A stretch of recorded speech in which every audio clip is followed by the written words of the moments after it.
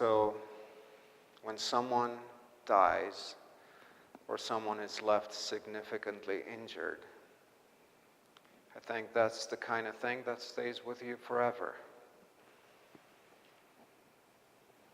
And it just pops up, at the grocery store, or a song on the radio. But then it is a constant reminder. You remember their face. You remember their parents. You remember the hospital. It's forever ingrained in your mind.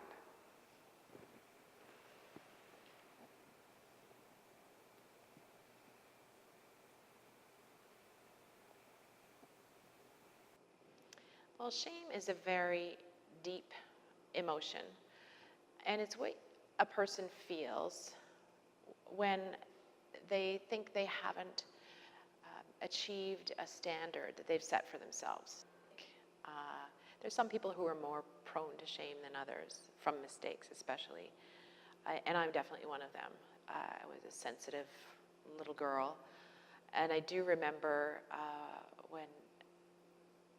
when I was in grade 1, in particular, I had a teacher, her name was Madame Carty, and when I made a mistake on our spelling test or on our dictée, I thought I had to be perfect. I thought I had to get everything right, and if I made a mistake, I remember being devastated. And I certainly didn't identify the feeling at the time as shame, but I remember just feeling horrible and devastated that I made a mistake on my dictée. And I would cry. And Madame Carty, the sweet soul that she was, would give me a little peppermint. And I still remember the peppermint. So I know that it's a feeling that just stayed with me. I remember everything around that when anyone feels shame. Usually the first reaction is quite visceral, physical. You get that heat rising into your face. Some people describe it as your heart dropping or your stomach dropping. It's that shock that, oh my goodness, I've done something that really I shouldn't have done. You want to hide. You want to, when people feel ashamed, they drop their eyes. It's because they really don't want to face other people. They feel they might be judged by other people. They might see them as a different person, perceive them as someone less than who they want to be.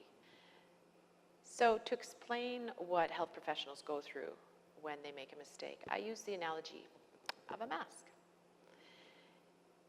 Because as health professionals, whether you're a nurse, doctor, pharmacist, resident, you have to portray yourself as no less than perfect. So you walk around with this, what I call the mask of perfection. You have to walk in giving the impression that you know exactly what you're doing and that the patient is in good hands and no mistakes will be made.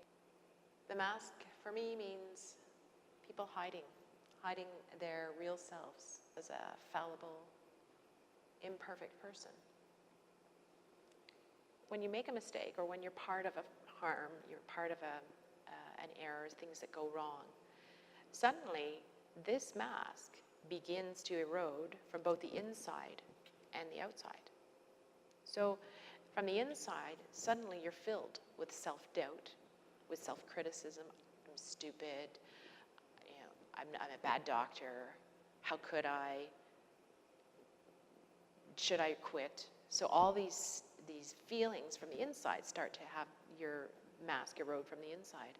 At the same time, if people know about the mistake, you feel the judgment. You perceive people around you are avoiding you or looking at you funny, or they're bullying you about the mistake, or they're trying to blame you for the whole event that went wrong. So suddenly, your mask is eroding from the outside as well, and you're exposed. So there is a big movement afoot to help people understand that mistakes are not often individual mistakes. Often they're system errors. The issue for me is that we've forgotten the individual in this system. We've forgotten that it doesn't really matter what went wrong all the way through the system. in the end, it's that nurse who's giving the needle to the patient who's going to feel that shame. It's the doctor who's made a incorrect diagnosis who's going to feel the shame. It's the pharmacist who mixed up the meds. They are the ones who are feeling the shame, and we're ignoring that. We're ignoring how deeply they can be traumatized by mistakes. So I think what we need to do is, yes, we need to think about this culture of safety, this systems thinking, but we need to think about the individuals in this system. We need to make sure that we're treating them with compassion. What does that mean? That means when we're asking about mistakes, let's not make it an inquisition. Let's make it a conversation. Let's make sure that health professionals supported by his or her peers, that they're not made to feel that they're a bad doctor, a bad nurse, bad pharmacist, that they understand that what they've done is normal human nature, that it doesn't mean that a mistake doesn't become who they are. Most people are able to eventually remold their mask into something a little more realistic, a little more cracked, perhaps a little more dented, but at least someone who is not perfect, but at least capable, and be able to continue to care for the patients the way they want to care for them.